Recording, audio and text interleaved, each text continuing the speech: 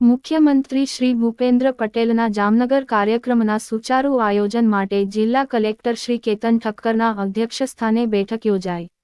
જામનગર તા 2 નવેમ્બર રાજ્યના મુખ્યમંત્રી શ્રી ભૂપેન્દ્ર પટેલનો આગામી તા 24 નવેમ્બર 2025ના રોજ જામનગર જિલ્લાનો પ્રવાસ નિર્ધારિત થયેલો છે.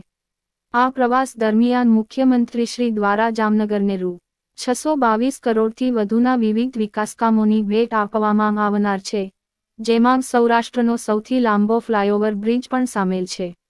મુખ્યમંત્રીશ્રીના આ મહત્વપૂર્ણ કાર્યક્રમને સફળતાપૂર્વક અને સુચારુ રીતે સંપન્ન કરવાના આયોજનના ભાગરૂપે જિલ્લા કલેક્ટર શ્રી કેતન ઠક્કરના અધ્યક્ષસ્થાને જિલ્લા સંકલન સમિતિની બેઠક યોજાઈ હતી. આ બેઠકમાં જિલ્લા વિકાસ અધિકારી શ્રી અંકિત પન્નુ, પોલીસ અધિક્ષક શ્રી ડો. રવિમોહન સૈની સહિત સંકલન સમિતિના તમામ સભ્યો અને સંબંધિત વિભાગોના અધિકારીઓ ઉપસ્થિત રહ્યા હતા. બેઠકમાં કાર્યક્રમના વ્યવસ્થાપન સંબંધિત તમામ પાસાઓની વિસ્તૃત સમીક્ષા કરવામાં આવી હતી. કલેક્ટર શ્રી કેતન ઠક્કરે મુખ્યમંત્રીશ્રીના પ્રવાસને લઈને દરેક વિભાગને સોંપવામાં આવેલી જવાબદારીઓનું સમયસર અને ચોક્કસ પાલન થાય તે અંગે ખાસ ભાર મૂક્યો હતો.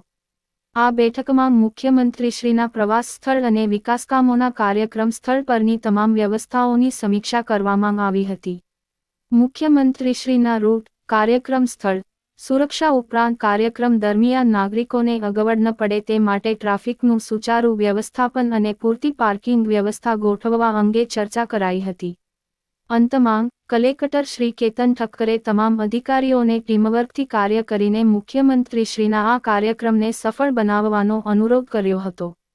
જિલ્લા વહીવટી તંત્ર દ્વારા આ કાર્યક્રમની તૈયારીઓને હાલ અંતિમ ઓપ આપવામાં આવી રહ્યો છે. HX24 ન્યૂઝ ગુજરાતી સાથે મિનહાજ મલિક, સુરેન્દ્રનગર.